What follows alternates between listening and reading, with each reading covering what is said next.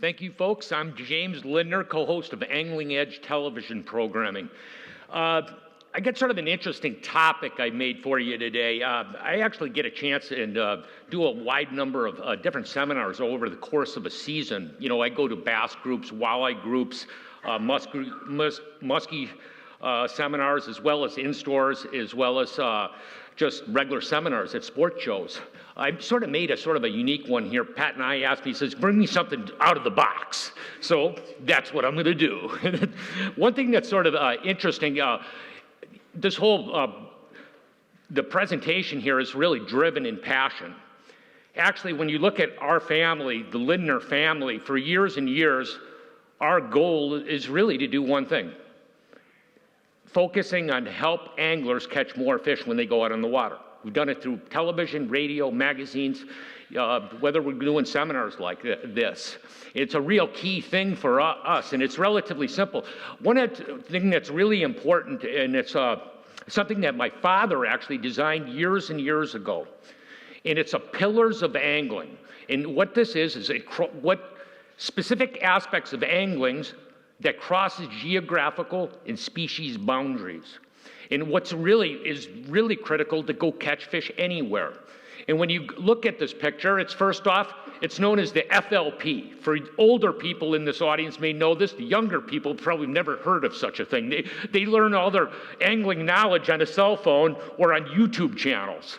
But this is a principle that they made years and years ago, and it applies today as it ever did. It's just as applicable today as it will be into the future. It's just a formula to break down the logical systems to go find fish. The first thing is to understand the nature of your target species.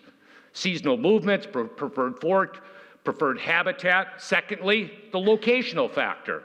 The big thing is the use of electronics to find fish daily, weekly, seasonally, with the aid of mapping, 2D sonar, down imaging, side imaging. Today we have fabulous tools to find fish, the fish finding processes. This is why today people are more effective than ever before. I had a conversation with Mike Norris here. I hadn't spoken to Mike for a long time, and he said, just amazing, these tools that we have to speed the fish finding process. It's absolutely stunning. And actually, it's great to bring youth into the sport, because the thing is they're successful on the water pretty quickly. I don't think, when you look at electronics today, I know for a fact this is one of the most revolutionary things in angling in the last 25 years, and it's never gotten the justice of what it is. Actually, the guy who actually initially did this was Mike Wood. He's actually his office is 30 miles south of my office. And when they initially brought it up, the reason being is you can see exactly where you're at, and not only that, but to simply go find fish. It really is. It's just amazing. Any different species of fish. Once you formulate a pattern, I'm fishing for walleyes in the summer on big flat points. I find one here, I turn around and drive immediately to the next big flat point, the next big flat point. I don't waste time with 2D sonar trying to figure out how this stuff is laid out. You drive directly to it. I'm fishing for muskies in midsummer on a Canadian lake. All the fish are on the tops of the rock piles. I put my depth highlight at the 8-foot to surface contour. It identifies where all the fish are. It's immediately. Deep water smallmouth bass fishing, they're in fall. All the fish are on the ledge drops. I turn around, drive to this ledge drop, that ledge drop instantaneously. You don't waste that time and energy to go find anything else. Secret spots, there's not as many of them as there used to. I know one thing. Years and years ago, it was sort of cool in tournaments because we'd actually go find spots that nobody else found. I was fishing a tournament this last year. It's on Lake Mille Lacs. Champions Tour event. There's 40 boats. We're on Lake Mille Lacs. It's 130,000 acres. I take off the second period late.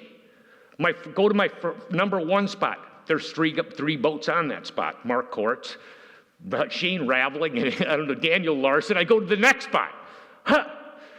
Dean Capra, Dustin Byflugen, as well as Matt Peters is on this spot. Now I'm on to my third spot. Guess what? The guy who's leading the tournament's on number 3. You know what I mean? But it goes to show you how good it is. It really is. But my focus of this presentation is something different. And it's specifically going to talk about, let me get to what they're willing to bite on today. Really is the presentation factor, this part of the puzzle. Whoop, let me see if I can go forward. Hang on. There we go. What the fish are willing to bite on. This is what I'm going to be focusing on today. One thing when you look at fish, I know one thing for a fact. Just because of the nature of our business, we actually shoot a lot of different television shows. Throughout the course of a season, we'll shoot close to 85 different television shows, 5 13-week series, and then another digital thing that goes online. It's called Angling Buzz, and we're doing this ice fishing series that's going on right now. But one thing I can share with you, I think it's really beneficial for every individual to fish for multiple species of fish.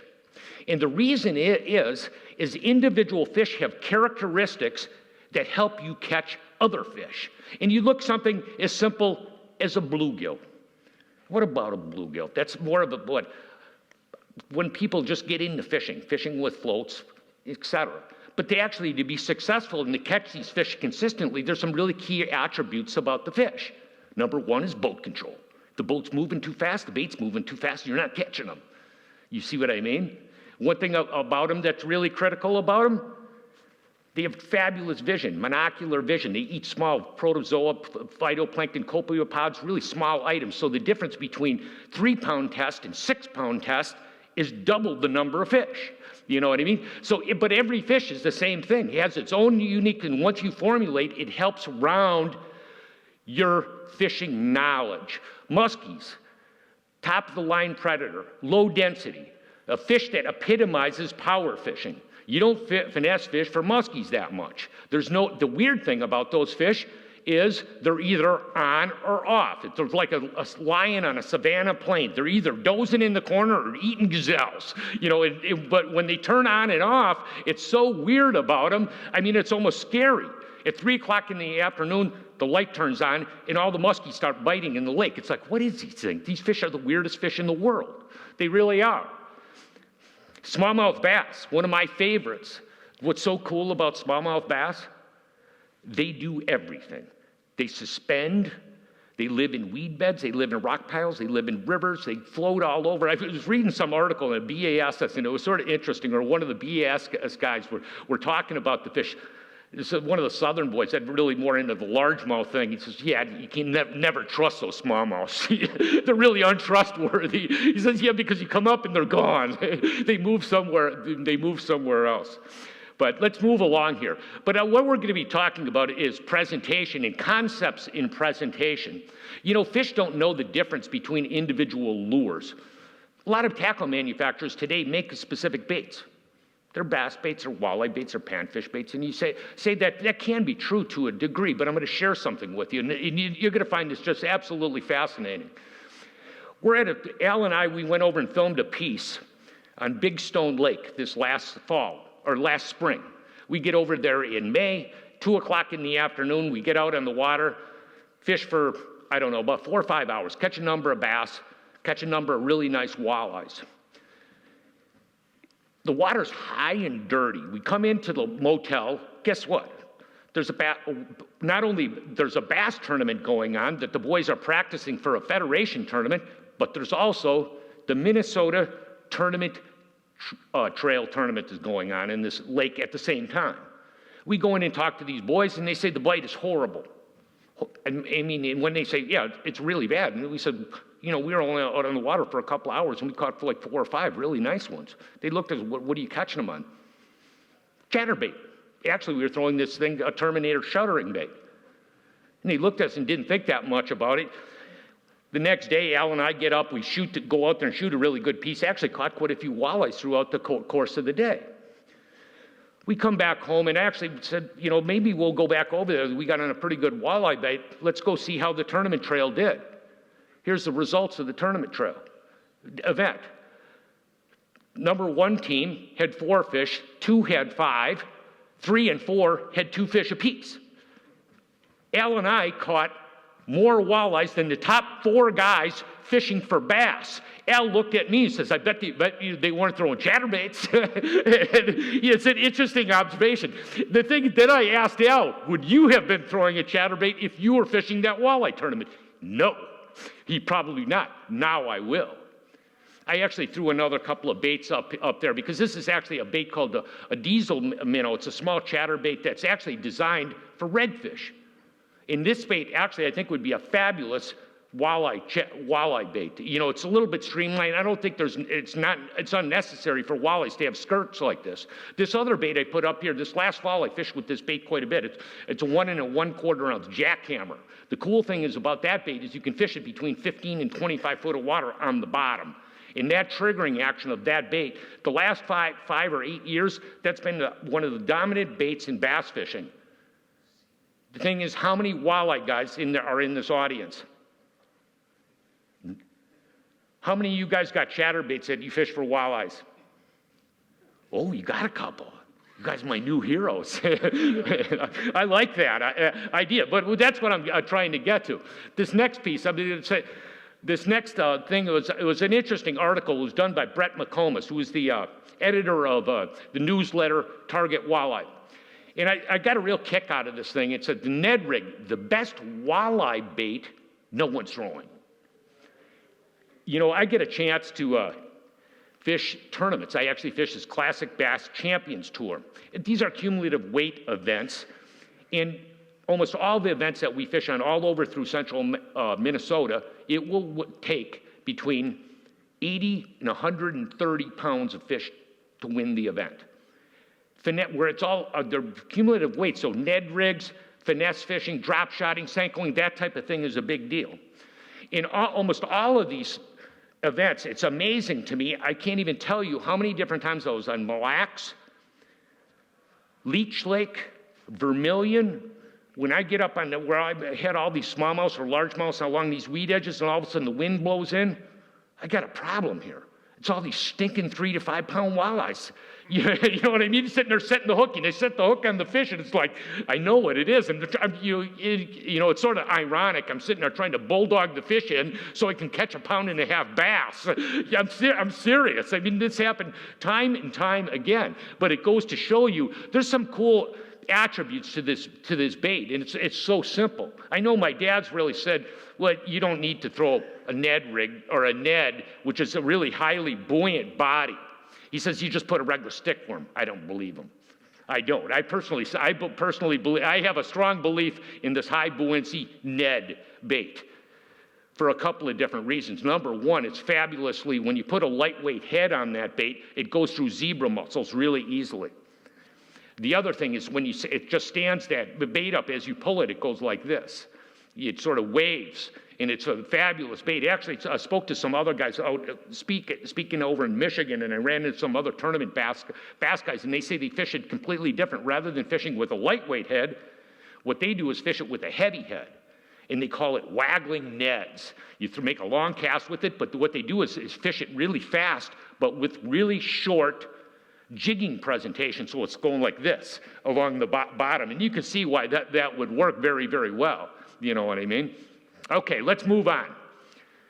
Soft plastics, swim baits. Today's day and age, soft plastics or swim baits are made for every different fish, from crappies, bass, walleyes, muskies, all different species of fish.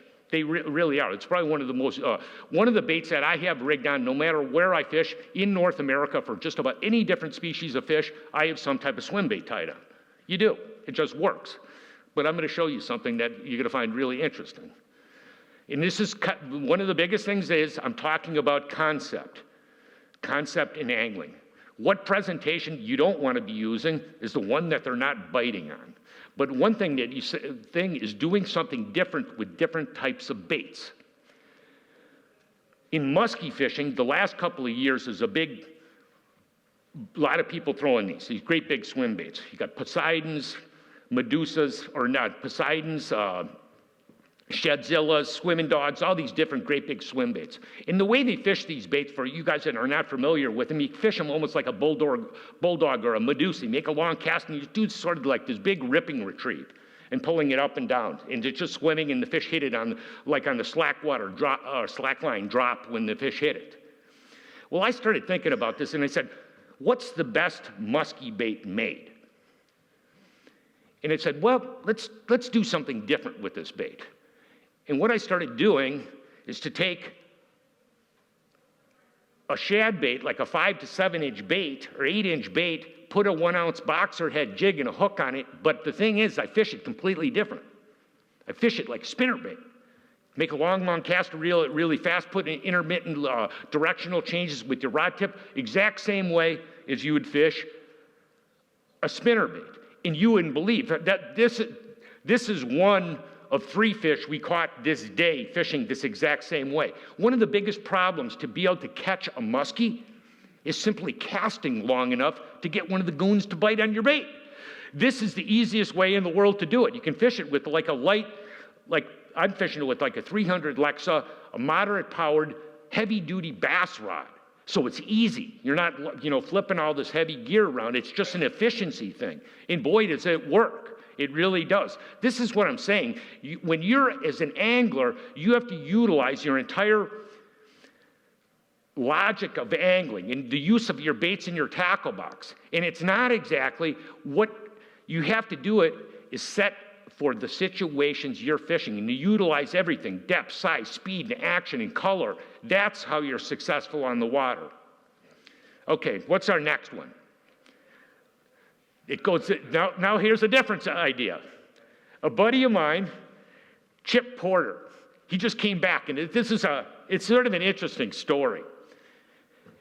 He's down with a muskie guide. The guy's name is Jason Hambernick. Jason, for those who might not know who he is, he's actually like a renowned muskie guide based in central Minnesota. About 3-4 years ago, Jason decided, I'm going to guide full-time, and then I'm actually moving to Florida during the winter months. Well, he gets down there, and you know what he starts doing? What do these things feed on? They feed on mullet. Boy, I got a lot of things that look just like those. They're my muskie baits. And the interesting thing is, which is this, because he's really raising a lot of eyebrows to those Florida guys, because I fished with those guys, from Rick Murphy, Bob Trossett, Jose Wahebe, every one of those guys, Brush Malls, Steve Rogers. I fished with those guys. None of those guys would go do this. You see what I mean? It's a regional thing. He came down there, he just starts fishing that way. That's what, when you read this through this little piece here, it's really sort of interesting what he said. These are pictures from our day 3, one about 185, 3 between 150 and 200 pounds. Honestly, it was muskie fishing in Jurassic Park. I got a kick out of it, but it's sort of cool. It's sort of cool. Okay, the next one. Let's go to a different thing. This is a different technique, and it sort of revolves swim baits and heavy fluke baits, and it was actually showed to me by a buddy of mine. His name is Alex Kessler. He's very, very knowledgeable Canadian fisherman. Really good. He does good in tournaments, bass tournaments, and walleye tournaments up there. The last number of years up there, he's been dominating some of the walleye tournaments by fishing this way. And it revolves using swim baits and flukes, but the real key to this whole thing is this right here. See the size of these weights here? 1/2, 3/4, and 1 ounce baits. And what he does, he jig trolls swim baits. And what I mean by that, he takes it and drops the bait down, depending on the depth of water he's fishing, and you move along at like 0.8 to 1.2 miles an hour. And you say, well, why don't you do that? I could just turn around and cast the bait. Because it's hard to track to know where the bait is in relation to where the bait is off the bottom. His idea, and you have to understand, Alex is a very, very astute angler. I mean, really very, very good. His whole key is he wants a bait working and we're staying in that exact depth pattern. I want it 3 feet off the bottom. I want the bait tracking along like this at a real slow speed. And it's amazingly effective. And I've caught all different species of fish doing this exact thing. All different species of fish, from northern pike, whitefish, lake trout. I went up on this I threw this slide up in here as just a point. I was up there with my son. We're at this Leuenberger's fly out in Canada. I get into camp. Steve, the camp manager, drives me around the lake. He says, the big walleyes aren't biting. It's really poor. Bite is really, really tough. for the big ones. And then he's driving me around. He shows me some different spots. This is walleyes, this is pike on these humps in here, and this is lake trout. Well, we drive across these lake trout holes. I look down on our depth finder and said, man, there's a lot of fish 25 foot down. You wouldn't even believe it. I'm fishing with Steve at this time. He's driving around. Let's experiment. I drop down, first walleye, 3-pounder. Next one, 6-pounder. He's looking at me. I haven't seen walleyes like that in a month. And he says, because all those fish moved out to deep water. The interesting thing was that happens to be a lake trout in those same spots. It was weird because the fish must have been the distinct thermocline at 25 foot. The walleyes were at that level. The lake trout were at the 50-foot level. And we caught, not only that, we caught whitefish and big pike in the same situation, doing this exact same thing. And it was really fun, but the whole thing is this: when you're vertical, you could either back troll, forward troll, or control drift in how you're positioning the bait in the water column. And the weird thing is about this, and you think you're doing like big ripping or anything like that? No. Take the bait, drop it to that level, and hang on. And the bait is going like this. A lot of people would say, well, those fish are running down all these big schools of bait out there. They're not at all. That's why those fish look like pigs. They're feeding on these big, monstrous schools of fish, and they're cyclically, one's falling out of the schools and they're eating them like Oreos. You know what I mean? That's why all those fish in that situation look so big. You hear all those bass guys say, well, the fish are really tough to catch. No, they're not. They're not. It's just the way you're presenting the baits to the fish. Okay, next one. Tokyo rig. How many people in this audience have fished with the Tokyo rig? This is a really cool rig. The first time I saw this thing, and Al and I remember we got it, and we looked at it on the desk. I said, that's the dumbest thing I've ever seen. And we're supposed to throw this thing into dense milfoil beds. He looked at that. That's the stupidest thing I've ever seen. You know what I mean? I looked at it. He says, well, number one, it's like a mini bottom bouncer. You know what I mean? You look at the design characteristics of this thing. It's like, what is this thing? Until you start fishing it. Then it's like, holy mackerel, does that thing work? It just penetrates right into the cover, in and out. Flipping emergent vegetation, deep milfoil beds, right there. That's 8 to 10 foot of water. And it works like a dream. A couple of years ago, well, this last year, actually, Jeremy Smith and I shot another piece doing this exact same thing, except for what we're doing is fishing it on deep structure. That's what so many different presentations, you have it already rigged on a rod, you go out to deep water, we just put a different bait on it. Versus a flipping bait, you turn around and put a swim bait on it. And then what you're doing is working it on deep cover. Any of the walleye guys know that a bottom bouncer is a really super rock resilient rig. It goes through, and it's just amazing on how that thing works. Jeremy and I were on this, we shot a piece on it this year actually on deep water Tokyo rigging. On the spot, and it's really rocky. I mean, I fish a spot a lot where you throw in roller jigs, Carolina rigs, even cranking. You'll end up losing baits on this thing a lot just because of the rock composition. This ring, I never got hung up once, and it was just unbelievable how effective that is. And a lot of guys are using this for deep largemouth as well as smallmouth fishing, deeper smallmouth situations. It's a fabulous rig, no question about it. There's a lot of regionality and different trends in angling, and they really come out of regional pockets. This particular one, and some of you may have fished with this bait or not, for smallmouth bass. It's a little simple black Marabou Jig. Two brothers in Canada, my dad and I used to fish against these guys a lot, and we just got our butts kicked by these guys for a number of years till we figured out what they were actually doing. And they're throwing a little black Marabou Jig, but they're not fishing it like a jig. They're taking and throwing it out, counting it down, fishing it on a really light line, and then swimming it in a straight retrieve, 1.5 feet off the bottom. And it was just unbelievable. But since that time, which is sort of cool, it's now being used in the western lakes and Lake Mead, all the big big tournaments, even the BASS tournaments. This last one that was held on the St. Lawrence River, in those things, that's a really dominant bait that guys are fishing for big smallmouth bass. I know the first time I went over there a number of years ago, I was doing a piece over there and I was talking to those guys about black hair jigs, and there was a bunch of them that were like, don't go talking about black hair. No, take that out of the presentation. They don't want to hear anything about that. No. In recent years, it's sort of cool because we got a bunch of guys, Moyna and Austin Felix and Matt Steffen, we got a bunch of local guys that fish some of our classic bass events that are fishing some of the FLW and BASS events. And what they're doing, they come back with the presentations, the Tennessee River lakes fishing preacher jigs, which they use it stroking over deep ledge drops, taking and ripping it. Now these guys come back and tournaments are being won in Minnesota, in Wisconsin, fishing over deep weed beds with big bucktail jigs. You know what I mean? That's what it is. But today's day and age, techniques in the transmission of information is so much better. It's really, really fast. The whopper plopper. This has been a really big deal in Mid-South reservoirs. The weird thing is about the whopper plopper, I know Larry really well, and you know, the whopper plopper is really a Mudpuppy, or a gooch tallywhacker from the Muskie guys. It's about a 50-year-old bait from Menominee, Wisconsin. You see what I mean? It's an old lure, but now it's not. It's a new lure that the bass guys throw on the Mid-South reservoirs. That's a big pattern bait for catching bass. That's cool. You know what I mean? What's new is old, and what old is new. You know what I mean? Hair jigs. What about hair jigs?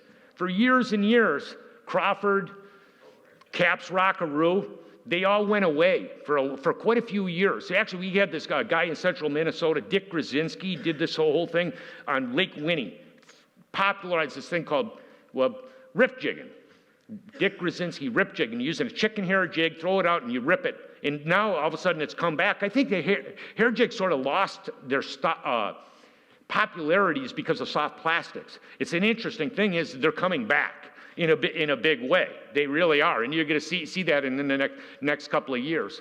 I saw this. I was fishing over in Washington last year, and I saw this. And as soon as I saw this presentation, I looked at this and I said, "This can be used in other areas. This would be a cool technique for bass, smallmouth bass in particular." What they do is they take this like half-ounce, 3/8 ounce rabbit hair jig, but it's the way they fish it is what's cool.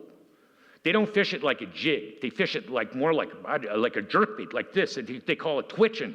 And what you do is in these rivers, and you're casting around log jams and braided river, and all of a sudden you'd be ripping this bait, and all of a sudden 3 or 4 of those coho would come out, and they're just snaking in back of the bait, and they'd just plow it. I looked at that, and I said, man, I've seen those fish before, and they look like smallmouth bass would hit this thing. And I said for the St. Lawrence or some, even Lake Champlain, and there's a number of different situations where fishing this way with a jig would work. No question about it. Particularly for smallmouth bass, I think it would be really effective. One of the biggest things you as an angler this is really critical. This is one of those things that's concept or critical that crosses geographical and species boundaries. You as an angler have to understand the range of where an individual bait will work. And what I mean by that, you have to catch a lot of fish on that bait, not only a lot of fish on that bait, but a lot of fish in different situations. Then you understand the range and how to be effective with that lure. This bait happens to be it. It's a really interesting bait. It only happens to be a 40-year-old ice fishing lure. Wouldn't you know it? The last 5 years, this has been one of the #1 hard baits sold in North America. I'm serious. I know these guys. I know how many of these baits they sell, along with shiver minnows and the cast of other baits that are fished this exact same way. I mean, that's an amazing thing. To me, it's just like mind-boggling. You know what I mean? But this is the way I think about a jigging rap. When I think about a jigging rap, I have all different sizes, the 3, 5, 7, and 9. Well, I use it for walleyes, fishing on midsummer, throughout the fall on main lake points. It could be anywhere from 10 to deep as 35 foot of water, snapping the thing off the bottom. I use it for fishing deep water basins, a number 3 or 5 for deep water crappies, vertical fishing suspended over the top of them, just slow drifting and moving over the top of them. I use the exact same situation in deeper water with a bigger one for whitefish and lake trout in the really deep basins. Smallmouth bass, it's fabulous for that. Now we're going to go farther with jigging wraps. Where else do jigging wraps work?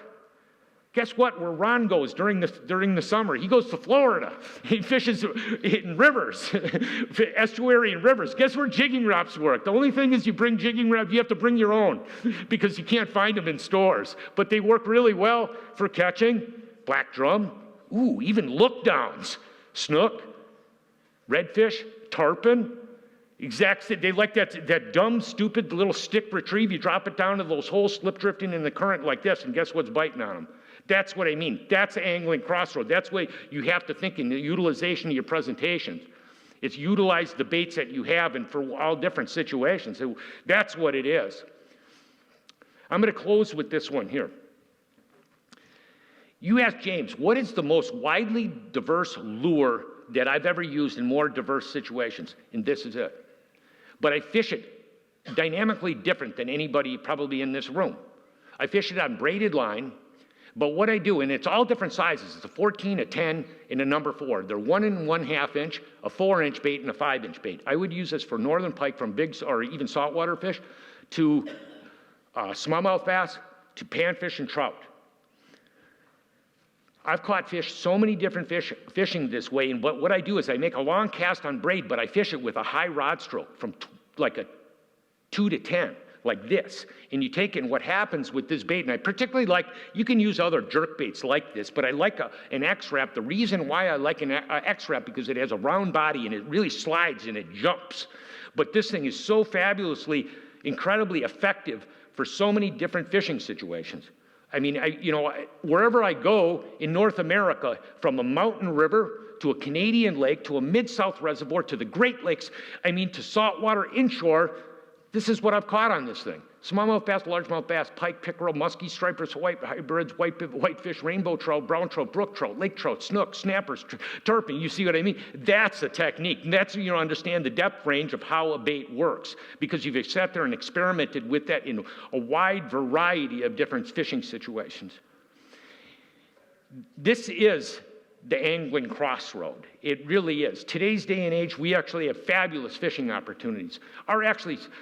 We have smarter management philosophy, stocking programs, slot limits. Yes, we do have problems with some of our fisheries. We've got invasive species. Those guys talked about around a lot of really important topics that we definitely have to be concerned ourselves with. But the fact of the matter is still, fishing today is very, very good. It really is. The really key to even bringing youth into the sport is to make it simple. That's one thing about that Ned rig. Actually, we work a lot with the high school fishing clubs. We have 3 of them in our area. They've really grown up in the last couple of years. The Brainerd Club is one of the larger in the country, I think. I don't know how many kids they got in there now. But you know what's one of the main baits those guys throw a lot? Ned rig. It's perfect. For kids, throw the bait out on a spinning rod, drag it, you can't get it, it gets hung up in the weeds, rip it out, throw it over rocks, rip it out, it just catches fish. You catch crappies, you catch walleyes, you catch smallmouth bass, you catch anything that swims along these edges, and it catches fish. That's, you know what I mean? You want to bring somebody new into the sport, what do you give them? Tie them a net on. You can't go wrong. Throw the thing out and then something's biting on it, That's what angling's about. You can say what you want to about, I'd love to go out in God's greatest arenas and just enjoy the weather and the sun, but it makes a lot funner when you're catching something. It really does. It's really, you can go out and say, well, it was a fabulous day, but we didn't catch anything. But that's what fishing is about. And that's one thing that, people ask me, well, do you ever get tired of this? And I said, no. How can you get tired of it? You're never learning. Actually, the more I learn, the more I realize I don't know. You know what I mean? And that's what makes angling such an interesting, a dynamic sport in the technologies that are coming to fruition today. And you're going to see more of it with Panoptics and whatever Humminbird's bringing to the market this year. They got some new things that are going to be they're like stunning. They really are. But it's really made fishing a lot better. It was so amazing because I had talking to this guy at a seminar this last year. The guy came up to me and he had gotten out of the sport of angling, had kids, whatever. And he says, and he comes in and he was a big fisherman guy for years, and he got out of the sport and then he got back into it. And he came up to me and he says, it's unbelievable, the electronics today and how it's changed the face of fishing. It's so easy to go find them. But the thing is, we have to actually, it's a little bit what we have to concern ourselves, because people are so much more effective. Even more novice anglers coming into it are a lot more efficient because of mapping, 2D or side imaging, all these different things. That's one of the things that we really have to be more concerned with than anything. But you really see it. I do know one thing, that these fish, because of catch and release, it's amazing, because a couple of years ago, some of the guys in this room fished Sturgeon Bay Open. It's sort of cool, because the first couple of years, or a number of years ago, we were fishing that first time, brought hair jigs over there. Man, it was just lights out. You catch so many of those 3 to 6 pound smallmouths. They'd never seen the hair jig before. They were like, boy, we really like that. 5 years later, I was over there this last year. Boy, those hair jigs didn't seem quite as popular amongst the smallmouth as they did in previous years. Did they become conditioned? I don't know. I don't know that, or was it just the season, or the bite was off? I don't know, other than the fact that does change. In what you as an angler, you have to be willing to experiment and change, and bring out these new baits, and to do that, utilize them. That's what makes it really fun. I do. Every year I pick out some new lures and do some more experimentation with new baits. Do you have any questions? I'm sort of open. I'm up in the air. I thank you for time and appreciation to let me pass a little bit of the angling Crossroads to you. I knew it. I'm surprised he didn't come in earlier. Okay, yes, sir. This is my father, Ron. Yes. You made him thank you. Okay. In your opinion, is the fishing better today than it was when we were running you around in the back of the boat as a little kid across the country? Now think about what I'm asking. It's a serious question. I think so. I think today. Fishing is it better today? I don't know if it's better today, but we have better tools that make it better. It may not be it's better, but we actually have more, presentation-specific rods, presentation-specific lures, fair fish, you know what I mean? The electronics, the ability to go find those fish. I think it is. Well, what do you think? You did it for the last 50 years. What do you think from what you're seeing? To me, it is. I don't know. For some of the older guys in here, what do you think? I think fishing in many cases is actually better than it's been in a long time. It really is. For the 70s, for a while there, we really raped and pillaged a lot of these fisheries. We did in our Gull Lake, or our area in central Minnesota, and we're the people that did it, because we helped educate those anglers. At that point in time, we were taking a lot of fish, actually harvesting them. At that point in time, we didn't realize that you could actually hurt sport fishing, or hurt fisheries sport fishing. In short order, you can realize that's how effective it is. I know for a fact on Gull Lake, if we did not stock walleyes in that lake, in 5 years, there are no walleyes in that lake. None. They're going to get pruned out of there, because our anglers are that effective at finding the fish. The thing is, with our electronics, people are fishing where fish are. You see what I mean? You're fishing, you're not fishing, well, there's no fish here. Let's fish here. You know what I mean? They're driving around with their electronics, you utilize them to their full potential. You drive around until you see a bunch of them. Boy, there's a bunch of them right there. Let's fish here. Yes. Go ahead, sir. If you could fish any lake in Minnesota for smallmouth, which lake would you go to? Any lake for smallmouth in Minnesota. Oh gosh, that's a toughie, to tell you the truth. There's so many different really good smallmouth bass fisheries. Actually, if you really, Vermilion would be one of my lead choices. And realistically, on the Minnesota border, Rainy is a really fabulous fishery. The unfortunate thing is, Mille Lacs used to be my favorite fishery, but that has gotten so much pressure that those fish, it's sort of interesting with the zebra mussels, as well as, I don't know if it's zebra mussels or fishing pressure. I had talked to some guys about the Department of Natural Resources of what we've seen in that system. The zebra mussels, with the water clarity, what it's doing, it's pulling all the fish deeper into the center of the lake. We used to catch lots and lots of smallmouth bass in midsummer on the tops of the reef systems all over shallow.